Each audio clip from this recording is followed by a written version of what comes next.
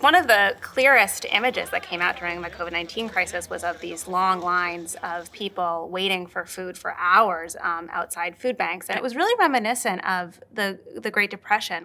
I was working at a drive-through food bank, and we started at 10 o'clock in the morning. The first car that was in line had gotten in line at 4:30 in the morning. This was for a box of food worth $60. And these lines snaked through the streets into the next city over for this one food bank. Now, no one is doing that unless they have to do that. The COVID-19 pandemic created an extraordinary need for food relief to keep millions of Americans from going hungry. In 2020, food banks throughout the nation served an astonishing 6 billion meals to needy Americans, as the pandemic exposed the extreme economic vulnerability that so many people face. During that year, there was a 55% increase in the number of people who required getting into food lines to feed their families, and 1 in 4 Americans had to either skip meals or required food assistance to make ends meet. We saw how COVID-19 disproportionately impacted working class communities and communities of color, not just from a health perspective, but from an economic perspective as well. And when you have that level of instability, we're reminded that we have a lot of work to do. The truth is that that beautiful side of America is supported by an ugly underbelly. And that has been there all along. COVID opened the window and it forced us to peer in and see this underbelly and the ways that so many are really just barely surviving. The Federal Reserve Board does a survey on a regular basis where they ask people, would you be able to cover a $400 emergency expense? And a surprising number of families say no, they would not. It really does illustrate just how precarious a situation very, very many people are in this economy. If you have a vehicle and you're using it to get to work, and then you catch a flat tire, that $35 to $45 for a used tire, not even a brand new one, for a used tire, can mean no eating. I might only be able to eat dinner, not breakfast and lunch. Or my kid might have to go without something. What is crucial to understand is if you're working 40 hours a week and you work 50 weeks a year, that's 2,000 hours. Not very complicated. If you earn $10 an hour for 2,000 hours, that's $20,000. You're halfway to the poverty level. The main problem in the United States is low wages. Wages today should be on the order of $25, $30 an hour, not even $15 an hour. In the midst of the pandemic, we have a tale of two cities. Corporations and the corporate elite have profited from the pandemic and are making billions and billions more in profits than a year ago. At the same time, the so-called essential workers who are putting their lives at risk every day on the jobs have watched a stagnation and decline in their standard of living. We have watched the rise of the homeless population, we have watched the rise of the working poor who, in spite of working 40, 50, 60 hours a week, can never emerge from poverty. The curtain was pulled back during the pandemic where you start to see what people have to endure. And so we stand in awe, or we ought to anyway, at what the poor have to carry rather than in judgment at how they carry it, because they just simply have to carry more than most people. The working men and women of this country truly are the backbone. And it's time for people to understand that they're not being greedy when they want a meager raise, when they want good health care for their family, when they want to live in dignity when they hang up their tools. We need to get behind these people. This is the country that was based on work hard and you have the same opportunity as everybody else. You know, now that we see that's bullshit. Not everybody has that opportunity. When my parents were starting out on one income, on one job, you could buy a house, you could pay for your groceries, you could send your kids to school. So now we go to present and 2 incomes, working good jobs, working hard, people still can't pay their bills. I mean, what a shame is that? It's just, it shouldn't be happening in the greatest country in the world. My biggest frustration is that the workforce, many of those that are actually building the infrastructure, believe that it's okay, that that's the way it's supposed to be, that they're a sacrificial lamb. People don't speak up enough. People don't stand up for themselves. Dan Langford, Pete Rodriguez, and Frank Hawk lead the Southwest region of the Carpenters Union. Their efforts to keep the construction industry essential during the pandemic allowed the 60,000 carpenters in their union to stay on the job. Construction workers, grocery clerks, nurses, and other essential workers were hailed as heroes for keeping America moving during the crisis. It's interesting. I think during the time of the pandemic, when you had essential workers, where suddenly you were actually seeing the person who was leaving their home to bag your groceries, you were seeing this person in a way that you probably never even acknowledged this person's existence before. I never had so much respect for watching that 18-year-old kid pushing in some carts into a grocery store when I didn't know where I was going to get toilet paper. And they're out there in this crowded store, and they could have sat back and they could have got those big unemployment benefits, but they came in there and they kept them stores open for us. The unfortunate reality is that during the pandemic, we have only seen economic inequality get worse. And for the essential workers who have been on the front lines, who have been our healthcare workers, who have provided food, who have been picking and planting the fruits and vegetables that we eat, for those that have been working in the warehouses and the supermarkets, they are called essential workers, and in reality, they are expendable workers. We cannot in good conscience call certain workers essential in the middle of a pandemic and then forget about them as soon as the pandemic's over and not treat them with the dignity and the justice that they deserve. All of a sudden, we have a new word that's cropped into our vocabulary, essential workers. And who's an essential worker? A grocery store clerk is an essential worker. There's not somebody there to sell you the food. You can't get the food. And that's always been true. But our society has gone from being about 70, 80% production workers to about 70, 80% service workers. The service economy is far and away most of our economy.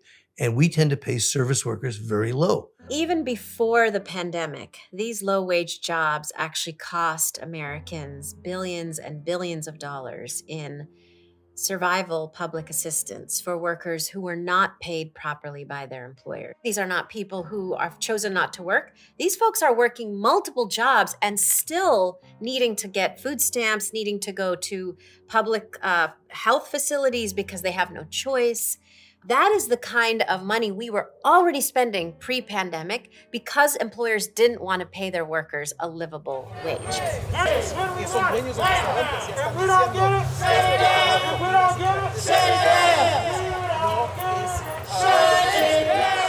There is a common misconception in the United States that the only people who rely on government assistance programs, like food stamps, are the chronically unemployed.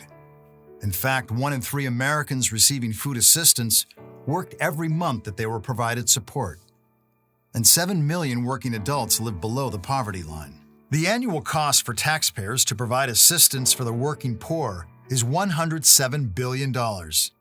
Seeing people work hard, do what they're supposed to do, they follow the rules, they go to work every single day, they work 40, 50, 60 hours a week and still can't afford basic necessities like groceries, and they can't afford health care, and they can't afford to put gas in their vehicle.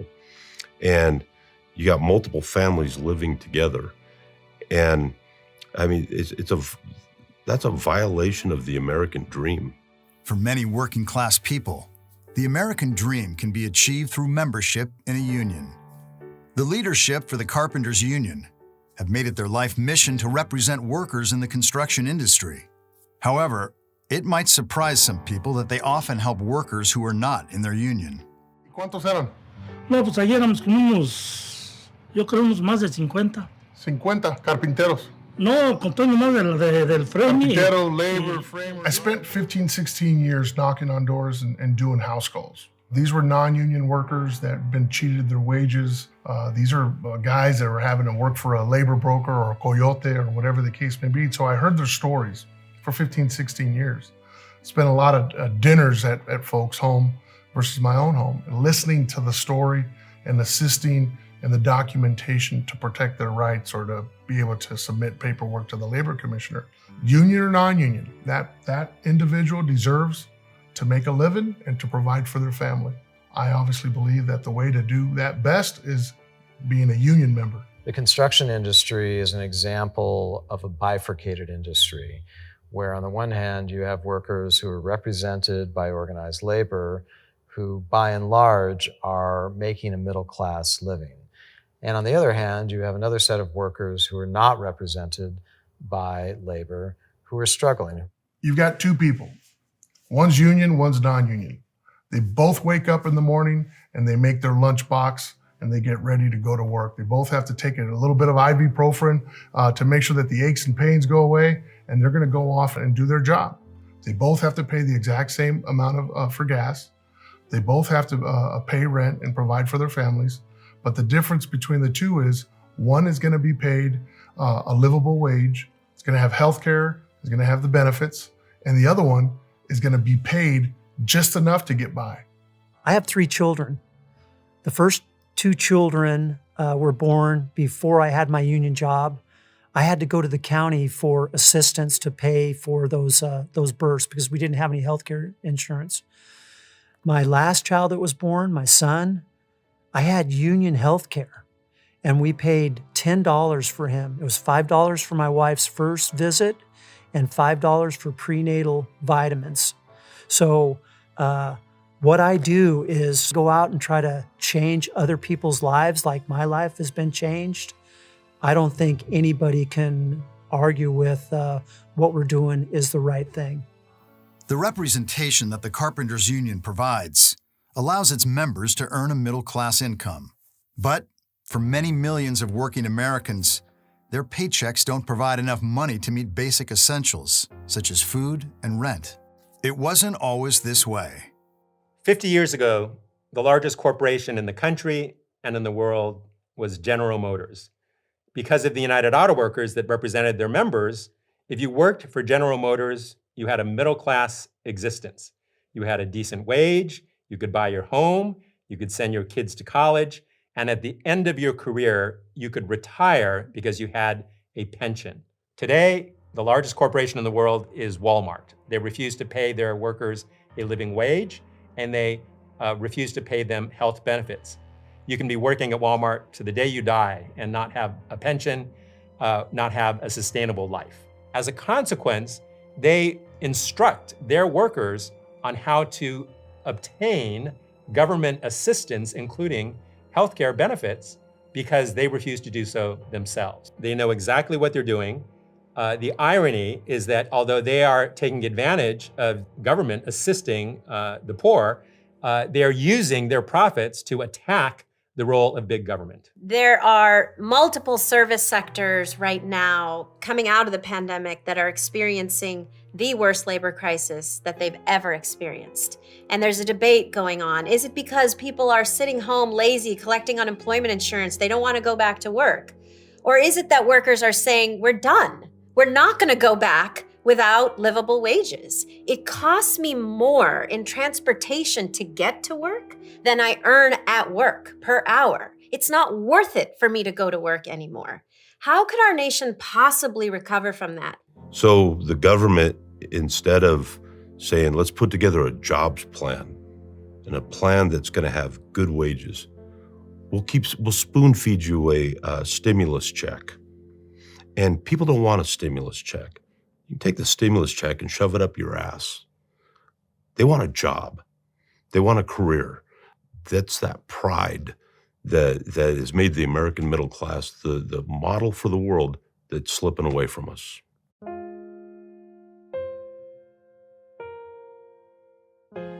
There's been offshoring of industrial jobs and automation so that the jobs you can get are low-paid service jobs and they're not steady jobs. And people are feeling disappointed, they're feeling confused, and they're feeling ashamed. And that's what I think has led to a kind of increasing proportion of Americans who are in this downward fall, some in free fall. And so you see diseases of despair, opiates, and alcoholism and suicide. The scripture scholar Marcus Borg says that the principal suffering of the poor throughout history and throughout scripture is shame and disgrace. People feel like somehow they haven't measured up, they haven't accomplished what they ought to. It's not just about the poor don't have enough money, but that there's a sense of that they are less than. Father Greg Boyle is a Catholic priest who founded Homeboy Industries, the world's largest gang intervention program. Throughout his career, Father Boyle has helped over 15,000 gang members pursue a better life. Gang violence has always been about a lethal absence of hope. So, the solution in large part is not to be tough on crime, but to infuse hope to communities where hope is foreign. So you want to be able to somehow get people to conjure up an image of what tomorrow might look like, to imagine something different for themselves.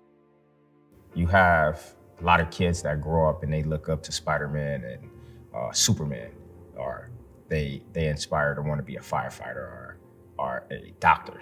I didn't have those dreams. Those dreams weren't real to me. I couldn't touch those people. If I go outside my house when I grew up, it was the neighborhood drug dealers, and they were treated as heroes.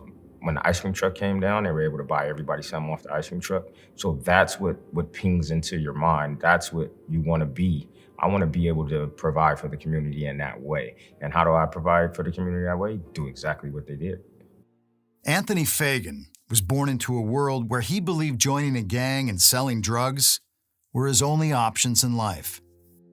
Ultimately, he was convicted of a felony and spent 6 years in prison. So when I first came home, I got a job in a warehouse. I worked about 6 days a week. I made about $725, and I was working 12-hour shifts. I would show up and work, and I would work very, very hard at what I was doing, and I wasn't able to save anything to put myself in a better situation. So it was frustrating for me to sit in that and spend the amount of time that I was spending and only make that amount of money when I know what I could go attain if I go back to my old lifestyle. The terrible conditions associated with inner cities can create a disproportionate focus on urban communities when considering the plight of the poor. However, economic suffering is widespread, and when examining distressed areas, a direct line can be drawn from big city housing projects to rural trailer parks. I talked to a guy who said, I'm a poor hillbilly. I don't know anything, and I don't have a job. My parents wouldn't let me out of the trailer because my uncle was dealing drugs in the back. There'd been a murder 3 trailers down. There were days we didn't have enough to eat. And he said, what's the difference between me and some person in the middle of Detroit? For our families, for our joblessness, for our misery. He said, the only difference I can see is the music. The economic struggles that so many people are facing in our nation is contrary to the ideals of the American dream. For millions of Americans, that dream is slipping away as the wage gap between the top and the bottom of the labor force continues to widen. In the 1960s, the typical CEO earned 20 to 30 times more than the average worker at his company. Today, CEOs make over 300 times more than their workers. In the 1960s, a CEO would have been embarrassed to be making the kind of money that a Jeff Bezos is making or an Elon Musk is making relative to the workers in their firm. Something has shifted in our social norms where we value and celebrate greed and excess as a sign of success and contribution rather than a sign of taking more than your fair share. I don't begrudge or deprive anyone of making a lot of money. I totally support that. I think it's great. But I also feel you shouldn't have to work 3 jobs or a full-time and a part-time job in order to support yourself and your family. We can absolutely afford to pay decent wages to workers in this country. And one way to think about it is to look at productivity growth. Over the last 50 years, productivity in our economy has more than doubled. If the minimum wage had simply kept up with productivity growth over the last half century, it would be roughly $22 right now. When those folks, when regular people, low-income people, middle-income people have extra money to spend, they get to go out to eat. They get to buy an extra pair of shoes for their kids. They get to do things that injects more money into the economy. They'll actually increase their spending when they get a bigger paycheck. Unlike you get a bigger paycheck to somebody who already has everything that they need, they're less likely to buy more as a result of that. And that's not so good for the economy. More than 70% of our total GDP is consumption. It's not investment, it's not government spending, it's consumption. If people can't consume the goods, if they don't have the money to buy things, then the economy collapses. It requires a decent level of salary for everyone to be able to consume at levels enough to keep the American economy going. Creating widespread prosperity was one of the greatest achievements of the post-World War II American economy. But starting in the 1970s, each decade has ended with fewer adults living in middle-income households than there were at the start of that decade. During this downward slide, millions of union manufacturing jobs were either shipped overseas or replaced by automation. Today, a large percentage of working-class Americans only have low-paying service jobs available to them. That's a big problem with long-term consequences. These jobs don't pay a living wage and have led to the erosion of the middle class. Low wages are not a function of just some tiny sliver of the economy, only affecting some people who are lazy and need to just do better for themselves and get out of those jobs. In fact, the lowest wage sectors in the United States are the largest and fastest growing. They are retail and restaurants. And together, they comprise anywhere from 1/4 to 1/3 of all US jobs. We look at the poor as like this second class, like something was their fault. Yet they're working just as hard as the hedge fund manager, maybe even harder. The people that got deemed essential was not the white collar. We wanted somebody that was going to stock those shelves at the grocery store. We wanted somebody that was going to keep our places clean. We wanted that nurse to get to work. You needed people to pick up your garbage cans in front of your house. That was what was essential. One big difference between working class people who are doing okay and making it and those who aren't is whether they're in a union. They have higher pay, they have better benefits, they have better working conditions. If they're mistreated, they have representation on the job. There's just a whole host of things that come along with being in a union that means you're much less likely to be really struggling and facing an economic catastrophe.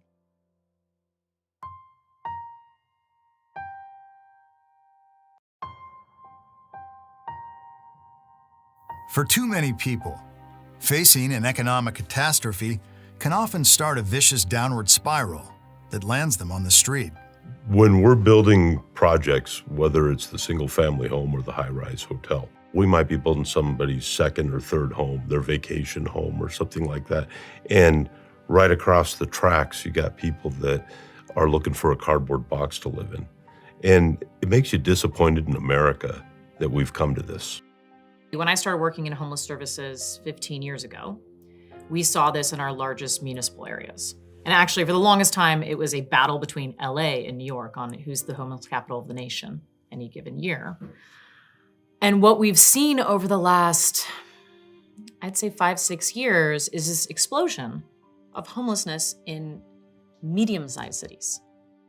Being homeless and being on the street was, in my mind, the worst thing that could possibly ever happen to me. You know, the first night you sleep on the concrete is, I can't even describe the worst feeling I've ever felt in my whole life. Looking for something to put my stuff in, to carry it around, because I have entirely too much, you know? And all of a sudden, I'm a shopping cart lady. I cried all night. I couldn't stop. All I could think of was, what happens now? What do I do now? There are over 500,000 homeless people in the United States. The closure of many mental institutions in the 1980s contributed to the increase of this population. Although mental health issues play a significant role, the greatest causes of homelessness are the lack of affordable housing, unemployment, and low pay. A tremendous amount of people do not make enough every month to have any bit of savings. And they are literally just putting it together between rent, car payment, childcare, insurance, and some food. I think that is a lot of us. I always used to be the one to say, I could never be homeless. I would never let that happen. I'll work 2 jobs at McDonald's if I have to, you know. The reality is, you could work 2 full-time jobs at McDonald's and still not be able to afford to live on your own. The cost of rents and deposits and moving into places. And, you know, I crashed my car, I lost my job, you know, and then I couldn't pay for the room anymore. And I'm like, what am I gonna do now? I knew somebody who was homeless who stayed in the alley. And I thought, well, I'll try to stay there. Every day I would wake up and be like, something's gotta happen today. This can't be my life. This can't be where I'm gonna wind up. This can't be how it's gonna be.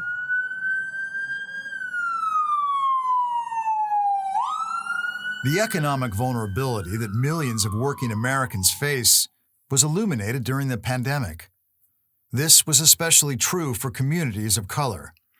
The numbers don't lie. Communities of color, Latinos, African Americans, Native Americans were disproportionately devastated by COVID. The very community I grew up in, Pacoima, California, was labeled for a stretch there as the epicenter of the COVID-19 pandemic, because you have higher concentration of essential workers out there risking their health and that of their families because they come home to maybe more dense and crowded living conditions, with underlying health issues because of a disproportionate lack of access to healthcare prior to the pandemic. I mean, that is a bad formula really coming together. It's difficult to convey just how severe poverty is in the United States until we see severe poverty in the United States and realize that it is a real barrier to well-being. And when COVID came, communities of color were already very weakened by poor infrastructure, poor access to care, those kinds of things. If you were to take a map of the state of California and put red dots in the areas that have unhealthy air, what does that map look like? You take another map and start putting red dots on areas of California where type 2 diabetes is much higher. And you take another map and you look at, put red dots in the areas where schools are underfunded and therefore underperforming. You took another map and you put red dots on where income levels are lower and poverty rates are higher. You start to pick up a pattern. It's the same communities that are suffering from all these different policy issues, and it's not a coincidence. In Los Angeles, Latino communities are among those who suffer the most from the health risks that come with living in negative economic conditions.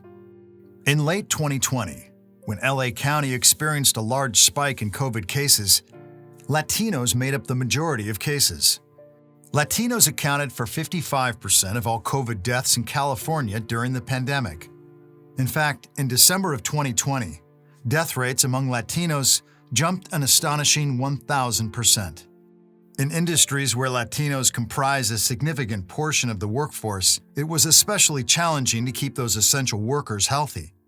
One of the remarkable things that happened during the COVID crisis was that construction continued, particularly unionized construction, because unions insisted on a kind of safety at the workplace that made workers feel comfortable coming to work and reduced the chance of somebody catching the disease at work. It revealed, in this instance, the difference between unionized work in the construction industry and non-unionized, far riskier work that might be in construction, might often involve day labor. I want to make sure I'm taking care of myself and I'm sure you're doing the same. So again, man, the key word is stay working, stay essential, and stay healthy. All right? The number one thing was to make sure that our members were healthy.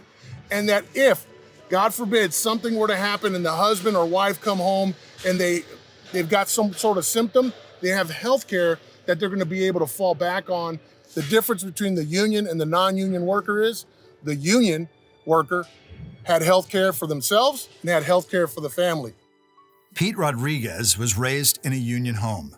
His father and uncle were both union concrete workers, which allowed them to raise their families after immigrating to the United States from Mexico. My dad came to this country as a young man. He obviously had to take a huge risk to come here. I believe he came alone. And then as things progressed, he sent for the family and so forth, one at a time. Although Pete grew up in a union construction family, it was not his original plan to follow in their footsteps. But when Pete couldn't find a decent job and was forced to live at home, his father stepped in with a plan. I was hit and miss with the jobs that I was working at. I wasn't working in construction, and he basically comes in one day and he says, "Hey, Neil, you tried it your way. Now you're gonna do it mine." So we get in the car, we take off, and I go, "Hey, Pa."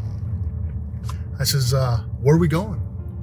He goes, "We're gonna go to the Carpenters. You're gonna be in the apprenticeship with the Carpenters Union." I was a kid that I really didn't have any direction. There wasn't anything in my life, like most kids, hey, I'm going to be a fireman, I'm going to be a policeman, I'm going to be a professional football player. I just grew up and really didn't have anything that struck me as, hey, this is your life work. I got into construction because I needed a job.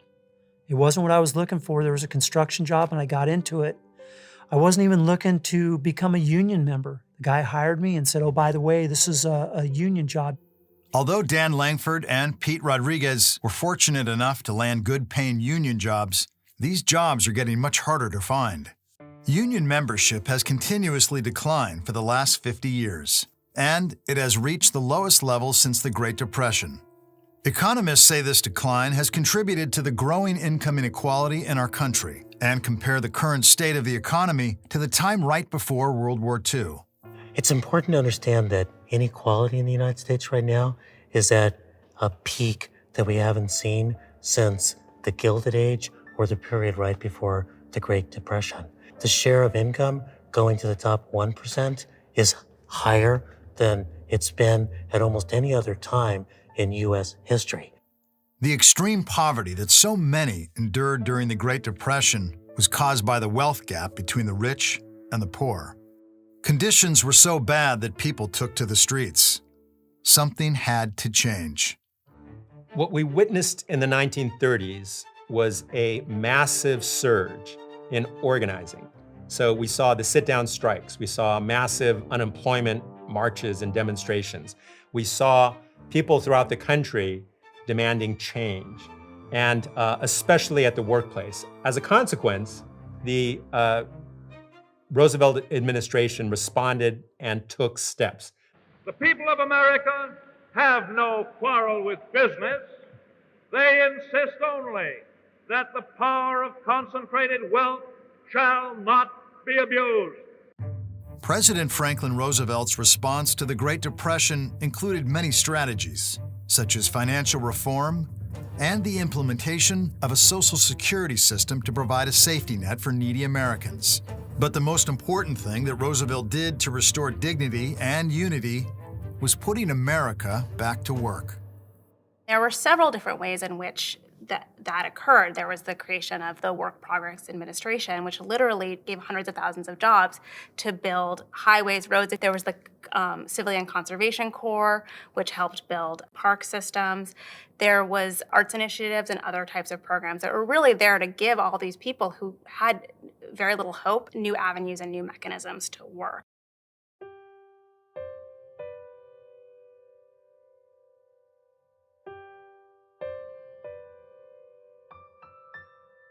As our nation learned during the pandemic, Americans are far too susceptible to financial ruin, and the status quo is clearly not stable for our nation's economy. Many leaders have looked to the success of Roosevelt's New Deal as inspiration for an infrastructure-based strategy to help solve the issues of homelessness and income inequality. I'm sure there was a discussion or debate on can we afford to invest in our nation's infrastructure, but that didn't stop us from doing it. And in fact, it was those very investments in our nation's infrastructure and putting people to work that we credit with the economic recovery that we had. And that's what we have a chance to see again if we are smart about rebounding from the COVID-19 pandemic. If you're starting to rebuild the entire electric grid, that's going to create lots of jobs. If you're going to build thousands of windmills, that's going to create lots of jobs. 60% of our bridges and overpasses are in danger of collapsing. If you rebuild the highway system, that's going to create jobs. So we need to be creating the jobs and paying them enough salary so that people can really live a decent life. These are jobs that can last years and years, and it provides the income for the individuals, good quality income for the individuals that are doing it, but improves everybody's quality of life. When you build a new road or new highway or a new bridge, it's going to improve the quality of life for everybody as a result of that infrastructure being constructed. And that's what we need to invest in this country. So it also gives us the opportunity to address the housing crisis. We can use that money to build low-income, affordable housing, workforce housing, and market rate housing. The only way for us to stop homelessness or to stop the pipeline into homelessness is housing. And it's all types of housing, too. There isn't just one answer. It's permanent supportive housing, it's affordable housing, it's market rate housing. It's all of it because supply and demand. It's very simple. President Roosevelt's infrastructure strategy has provided current policymakers with a blueprint to stimulate our economy.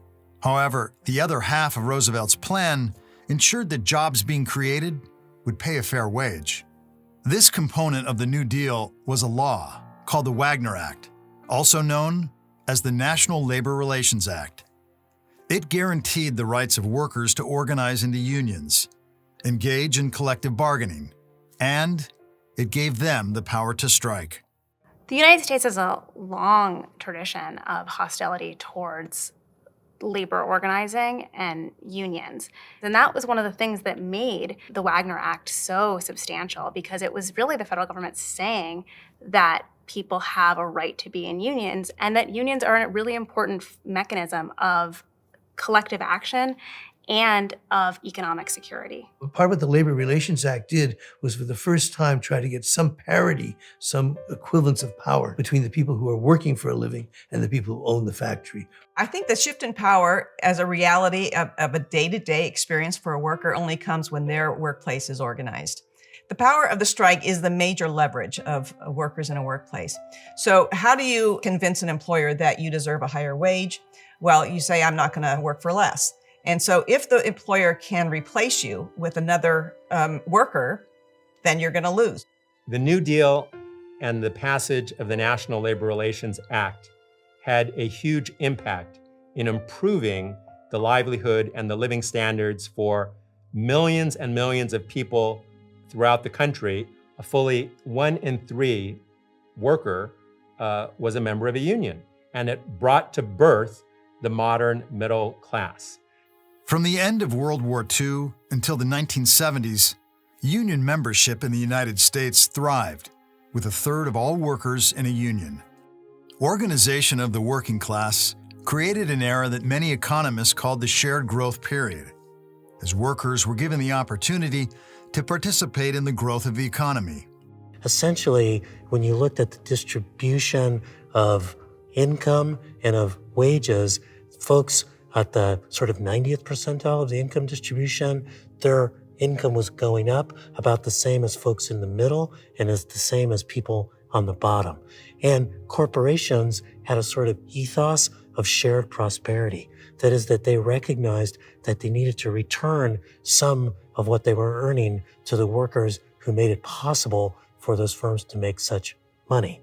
Now, of course, that was reinforced by union power, which helped to establish those social norms that prosperity need to be shared. The combination of the new rights afforded by the New Deal to the labor movement, coupled with the economic recovery that occurred during the New Deal and the World War II, really afforded the idea that if you were a working class person, you could have a middle class lifestyle. My dad got in the trade in 1962, and starting wage was $1.11 an hour. When he turned journeyman in 1965, he was making $5 an hour, and he married my mom. She was a bookkeeper and an office manager, and she was making $65 a week. So the two of them make $265 per week. They bought their first house with $700 down payment, and their house payment was $55 a month. So they made 5 times their house payment in 1 week. It took them 3 weeks to come up with a down payment. And today, that just can't happen. If you worked, you could buy a house. If you worked, you could afford a car. And if you worked, you could make sure that there was food on the table for your children. And we've lost that. What's often called the Magic 30 from 1945, 1975 roughly. The middle class grew, the distribution of income became less unequal, the gap between rich and poor narrowed a bit, and you had basically what workers are able to produce into the dollar value, what they can produce, and wages moving about together. And then in the mid-70s, major change. Productivity keeps going, even accelerates, and wages flatten. In the 3 decades after World War II, wages increased by 91%, which roughly matched the 97% growth in productivity for the same era. However, from 1975 to 2015, hourly wages only rose 9%, as compared to the 74% growth in productivity during those 4 decades. This stagnation in wages caused the average working class family to make $18,000 a year less than they would have earned if their wage increases stayed consistent with productivity growth. Why did it happen? There was an oil crisis in the mid-70s that was part of it. You had major technological change in terms of the way we produce goods. You had globalization in terms of many factories beginning to substantially move abroad. And a major consequence, you had the breaking of the unions. And the unions were basically dissolved, so there was nobody there to fight for the workers to get their increase in wages. In the 1950s and 60s, where unions were very strong, we saw that the standard of living of working people was on the rise. From the 70s forward, with the decline in union density, we saw the opposite occur and a growing divide between the rich and poor in this country. We've gone from having about 35-40% of our labor force unionized, which then set the wages for most of the rest of the economy, to, in the private sector, less than 7% of the labor force is unionized. The labor market has continued to transition from unionized manufacturing jobs to non-union service jobs. Many experts point to this shift to explain the reduction of wages for the American working class. It is not the nature of the work itself. Manufacturing jobs of the last century, once thought of as dirty, bad jobs, became good jobs because of unionization. Tells me that any of these jobs, from a janitorial position to a retail position to a restaurant worker position, can be seen as a good job and that we can value these people for their work. The only thing that blocks us from doing that is our political perspective. I think a myth that's worth busting here is this idea that, the decline of unionization has just been a natural thing that's happened. Workers don't really want unions anymore. That is not true. The share of workers, of non-union workers who say yes to that question, they would vote for a union, is actually higher now than it was 40 years ago. Whenever a company is facing a union drive, they'll, as a matter of course, hire a union avoidance consultant or a union busting consultant to come in and give them the playbook. For example, the psychologically oriented union avoidance firms will show employers who to hire. And they show them how to hire by giving them a test that workers take that shows them whether or not they're likely to be pro-union. The legal ones will show them which laws they can break and have very small fines to pay and no union, and it's worth it for them. Being a union leader isn't easy. There's a lot of money behind businesses and corporations to combat a union organizing drive or to combat a union effort to represent workers. The powers to be want to keep people unorganized and keep them broke enough that they're desperate. It's been a constant fight. And it's, you let your guard down for a second and you'll get knocked back 2 steps. Felipe, you grab a couple guys, you guys go in first. We'll have the second group of guys go in first. If somebody's got any questions, you say, man, go talk to Pete. He's standing right there.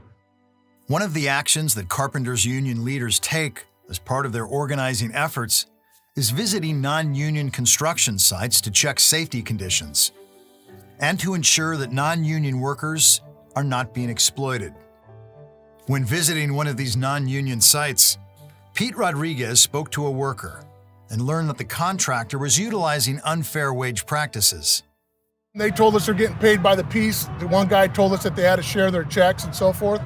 We walked into the superintendent's meeting. They were having a job site meeting.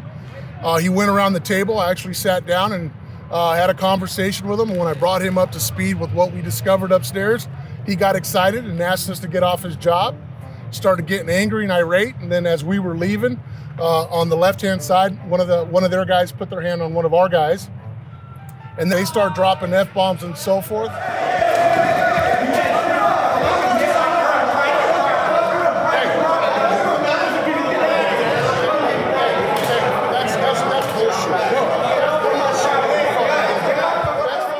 One thing for sure, we're not going to be bullied and we're not going to be intimidated by a contractor, nonetheless a criminal contractor, regardless of what they think. They might be the king of their castle here. Not today. Not today. We're going to call the labor commissioner and we're going to make sure that everybody understands that there's workers that are being taken advantage on this job site.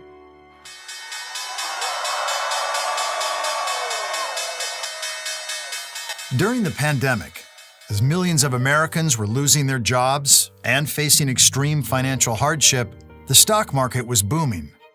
As the stock market went up, journalists reported that the nation's economy was strong, but that wasn't the reality for much of the working class.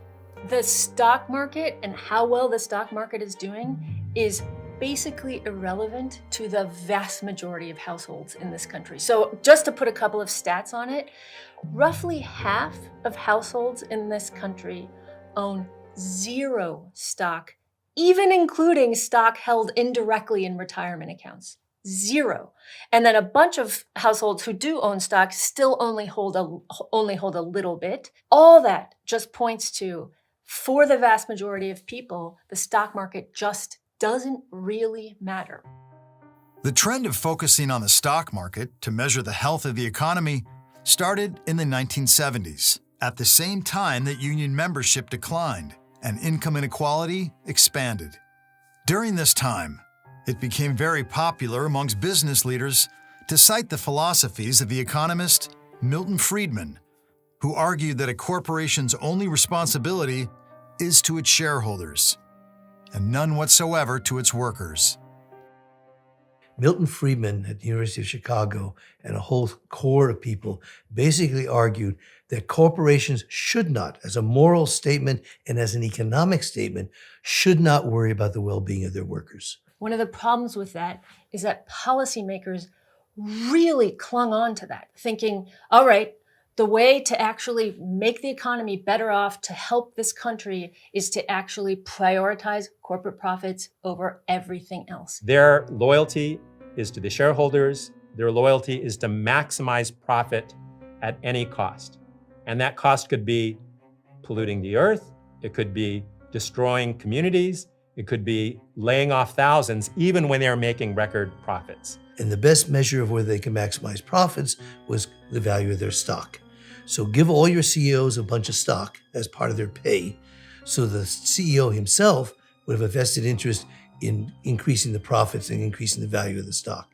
And the workers, that's their own problem. That's not what corporations should do. In my opinion, anybody who's only sold out to shareholders have never owned a company themselves.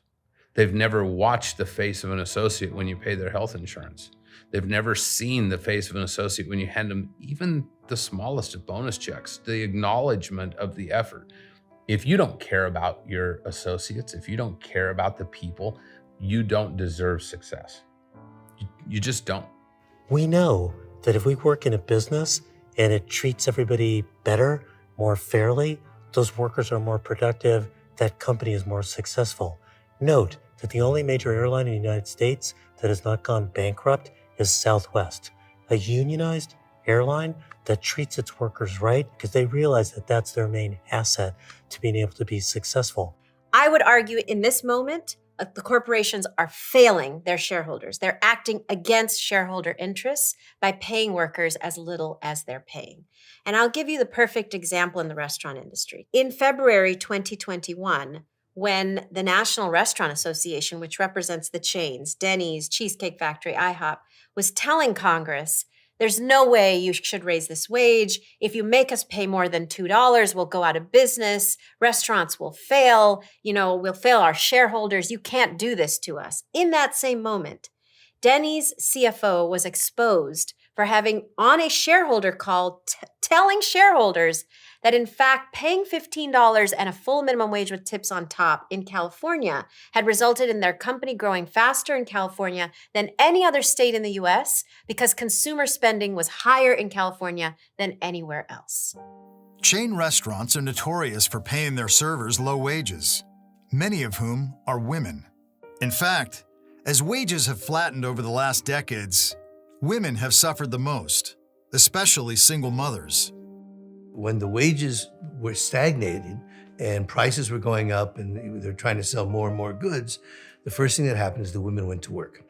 And so the labor force participation rate, that is women being either working or looking for work, moved from around 30% to about 65%. So the proportion of women between 16 and 65 who worked doubled. Okay, so that cushioned it. You all of a sudden had two-wage families. A single woman raising kids was in trouble because she only had one salary, and the entire economy was geared to two salaries. On top of that, what we have is women just making less. We know that women who are doing the same job in the same industry, in the same place, with the same education, the same experience, are sort of controlling for all those possible things that are affecting wages.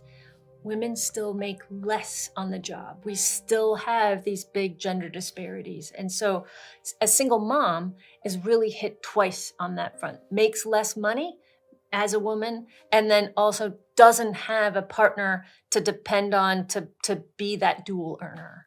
It's difficult when you're a parent, especially a single parent, and you've got a couple of kids and you're working for minimum wage and you got to put them in daycare. I mean, now you're talking a couple $100s a week for daycare. You're basically working for nothing.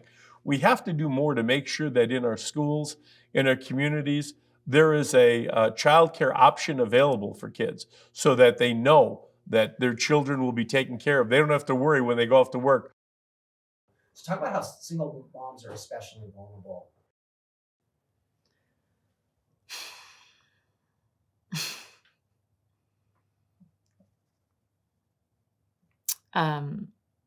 It's hard to not get personal on that one. Let's just give me a moment, if you don't mind. As a single mom, every system is built against you. We can work full time and be kicking ass at work, and we're still paid less. Childcare is a real problem that nobody really talks about. There's this idea of like, well, you'll figure it out, but the majority of single moms aren't making as much as they have to put towards childcare. I mean, even for me, childcare is more than my mortgage. I would say out of the many populations that we see as a society, it is one of the most hanging by thin wire populations there are out there for all the reasons. We've had numerous single moms that have joined our union, and some of them in the most difficult times, trying to make ends meet, trying to feed their families. And when they joined this union, they made the same amount as the men, and that's the way it should be. I mean, it's total crap that women get paid less for doing the same job. One of the most positive things about our union is that women get equal pay. Income inequality is a complicated problem. One factor that cannot be ignored is race and its impact on generational wealth. In 2021, the net worth of the average white family is nearly 10 times higher than that of the average black family. For the working class, net worth is mostly driven by wages, and wage disparities between black and white workers are compounded by the high rate of incarceration among African American men. My dad went to federal prison when I was maybe 6 months old. I was sentenced to 25 to life. So I have a visiting room and telephone relationship with my father for the first 15 years of my life. The rate of incarceration amongst Black men has at times reached staggering proportions and has contributed to the wage gap between Black and white workers. Going to prison has a lifelong impact on an individual's ability to make a living. Felons face tremendous challenges getting hired, and the ones who do can expect to make 52% less after getting out of prison. We need to recognize the impacts of an era of over-incarceration, and so workers who are returning from the so-called criminal justice system, it's really an incarceration system, who have a mark on their record that makes it difficult for them to secure employment. And so this is one reason why I'm firmly convinced that the next generation set of issues for civil rights leaders, racial justice leaders, is economic justice. Race plays a huge role in income inequality. We know that there are echoes of structural racism that are very much at play in our economy today, in our labor market today. We know that Black workers are less likely to get hired, more likely to get fired. So those kinds of forces are really still at play in our economy, creating a still very large Black-white wage gap, Black-white income gap. You know, we can't talk about this kind of structure without talking about things like racial capitalism and historical racism and the ways in which what we see today in terms of racial and ethnic minorities in urban communities that are essentially empty in terms of a lot of resources. It's almost the natural evolution of what we would expect to see from disinvestment over literally many generations. We know that due to things like occupational segregation, discrimination, other labor market disparities related to structural racism, Black and brown workers are more likely to be in low-wage jobs or middle-wage jobs. So things that lift up the lower end of the wage distribution will actually disproportionately help Black and brown workers and reduce racial wage gaps. So that's things like increasing the minimum wage, boosting other labor standards to promote worker protections and rights, increasing unionization. All of those kinds of things will actually disproportionately help Black and brown workers. The challenges of addressing the racial wealth gap have to start with job quality. You have to rebuild the kind of economy that is able to produce good jobs with retirement benefits for people who are not only college educated, but also for people who choose a different path. We don't have a welding class, we don't have a wood class, we don't have an auto mechanic class in South Los Angeles. And I think that's the mentality that needs to change. Studies show that construction tradesmen and women make that decision, want to be in that craft or that trade by 7th or 8th grade. And so I think that's where apprenticeship programs should go on a full court press, no holds barred, at guidance counselors in middle school. Vocational training has disappeared from our schools, but some labor unions have focused their recruiting efforts on educating young people about career opportunities in their industry. It's our union's mission to put people to work. So we reach out to workers every day, and we especially reach out to minority communities and try to give them the opportunities that others might not. I worked in a warehouse. It was a non-union job, and I experienced the journey of the broke. And then I found out about the trades and that they would accept you with a criminal background. I joined the Carpenters Union, and I went through the 4-year apprenticeship program. Each class taught me something different, whether it was basic framing, whether it was drywall, whether it was taping, whether it was wood framing. building stairs, all the different things that go into our course curriculum, welding. I was able to obtain all these skills through the apprenticeship, and then I was able to go out and actually use those skills on my job site. We're extremely proud of our apprenticeship program. You come in and you start out with about $18 an hour wages. You got all the benefits, vacation pay, medical coverage, annuity. So from the day that you walk in, you start building towards your future.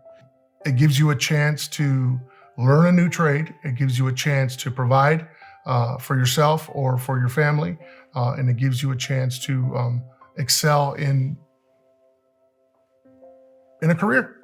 I've been at this a long time, and I'm starting to see something I've never seen before.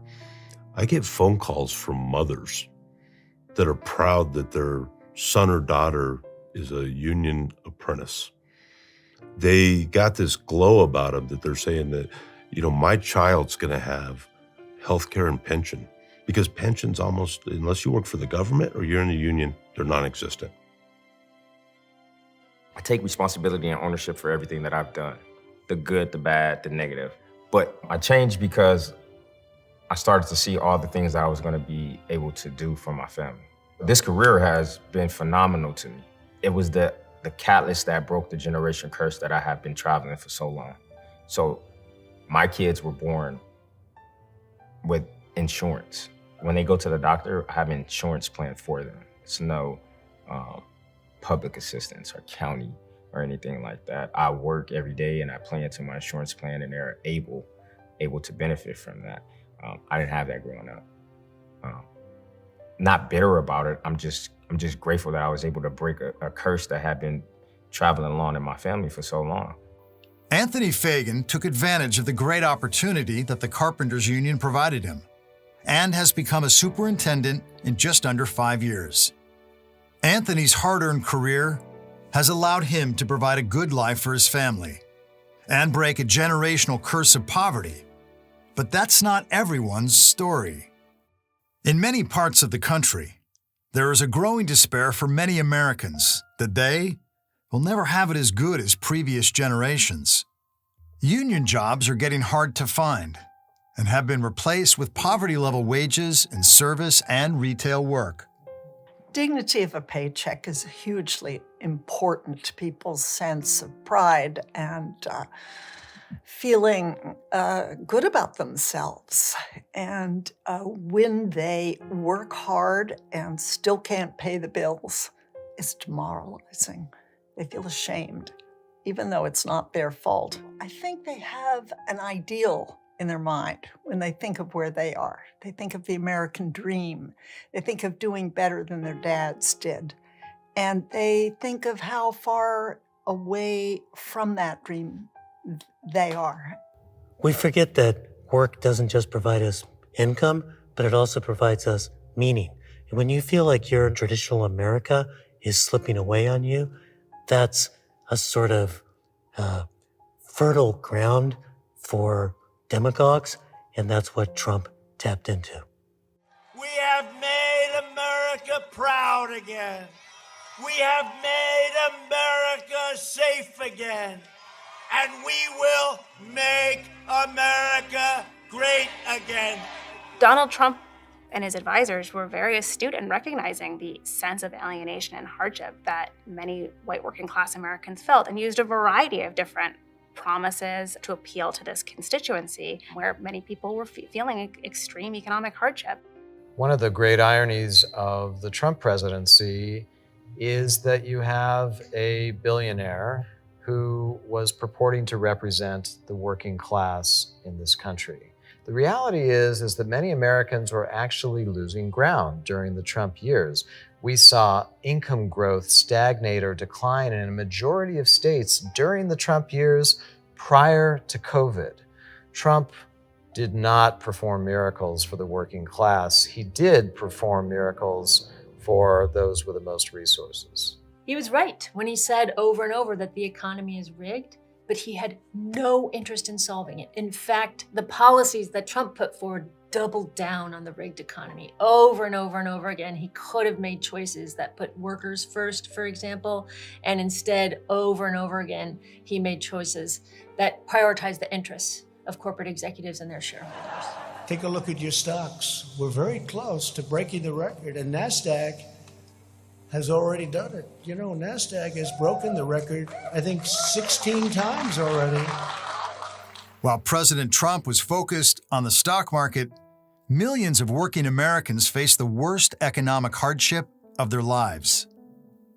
Economic vulnerability increased during Trump's presidency, as the gap separating the highest and lowest income brackets grew annually by 9%. And 20% of American children now live in poverty.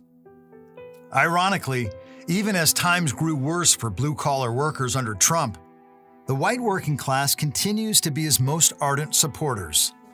But I think people felt seen. I've been doing research now in Appalachia, which is coal country, and the coal jobs have left devastation behind. And one guy who had been a coal miner, he lost that job.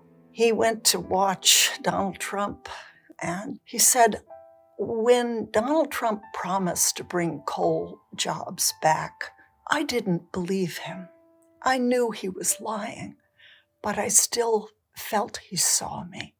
Last year, after the November 2020 election, we were holding a protest in Albany, the state capital, on the same day the MAGA crew was out there protesting against the electors submitting votes for Biden instead of Trump. So we were both out there with our protest. They finished theirs, and then they came over and asked us, what were we protesting for? We said we were protesting for a raise in the minimum wage for restaurant workers. And they said, oh, we believe in that. And they joined us. They joined us. And to me, that is the epitome of both what is wrong and what is right. What is wrong is that not only did President Trump seek to divide Americans by race, by believing that actually the enemy is among us, that we are each other's enemy. That was problematic. But I gotta say the other side was problematic too. The Democrats who didn't seem to understand that raising wages and doing things that would benefit all workers, that would actually be popular among all workers. That's a problem too. Really, since the 1970s, the Democratic Party has shifted its platform and policies in many ways, and especially in how it's sort of producing economic growth with things like with tech, globalization, and free trade. And this has really led to a certain kind of alienation from many members of the white working class who felt like the Democratic Party no longer was speaking to their interests or their needs. And it really created an opening for someone like President Trump to come in and make many members of the white working class feel like someone was actually listening to them and was going to address their really profound and real economic hardship. We went generation after generation where the typical lifestyle, life cycle, if you will, would be you went to work in a factory, you earned a good working wage, equivalent to $30, $40 an hour today. You earned enough to buy a house, your employer provided health care, your employer provided a guaranteed pension, and that's gone. That's simply disappeared because it was management and the corporation who made the decision to move out of the country or to replace the worker with a machine. But you needed a scapegoat, so they refocused the anger. And President Trump was a perfect example of this. It's the Mexican immigrants or it's the black workers. They'll point a finger at somebody else to divert the attention from what really is causing it. We belong to each other, and that's an undergirding truth that we forget. This is sort of why I think we haven't made much progress, because the lines are so drawn, us and them, and we're really meant to erase the lines, not redraw them. We've got to stop with allowing us to be divided by race and gender, and let's hate the gays or let's hate the blacks or that Mexican immigrant. Damn it, we're in America. And when you start identifying them, that to me tells you hate America. I'm not sure what it takes to overcome this. We got to bring the country back together. We got to bring the middle class back together and find that magic. And the only way I see it happening is organizing in unions. History teaches us that the only reason why certain jobs entered the middle class is through organizing, is because unions came together, demanded that those jobs be paid a decent wage and decent benefits. The desire for unionization is really high, but actual unionization rates are really low. And the difference between those two things is due to policy. Policymakers haven't adjusted to rebalance the playing field. And that has been a key thing that's led to a decline of unionization. Well, I think it's important for policymakers to remember that not all jobs are created equal. If you have a low-paying minimum wage job that's somebody's working 40 hours a week and is still dependent on public assistance to support a family, that's not a good-paying job. The more we can recognize that and have that translate that into our policies, expanding opportunities for everybody to participate in the economy and be contributors, I think that's when we're strongest as a nation. And we know it's the labor movement that built the middle class in America. When someone joins the union, it is an opportunity to break any negative stigma that you have on yourself because of what you can accomplish. Once you join a union, the sky's the limit. I feel like a superhero to my family. I feel very grateful that we're not living paycheck to paycheck. I feel extremely proud of that. There's a bunch of underdogs out there that have been told that they're not going to amount to anything. And so they're proving everybody wrong. That's a pretty good feeling. It's a pretty good feeling to see a young man or a young woman walk into the hall with their family. It gives you goosebumps. I've seen hundreds, if not thousands, of young men and women that came into a union hall just looking for an opportunity and getting that opportunity and what it's meant for them in their lifetime.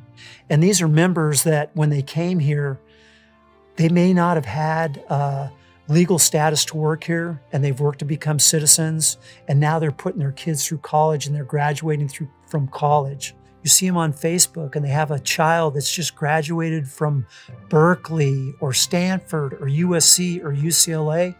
What better story is there in the country than to see someone that came from nothing, that sacrificed their whole life so their kids could have the opportunity that they didn't have? I mean, that's truly what America's about. We as working people, we're never going to be rich. We're never going to have that yacht. We're never going to have the big giant house on the hill, but we can be happy and we can keep the wolf away from the door. And hopefully our kids will have a better life than maybe we did. Which one of our members' child is going to be the one that got to go to school and cures cancer? Or maybe it's the next president of the United States. That's something that is real possible. And I think if we do that, that's when we make America great again.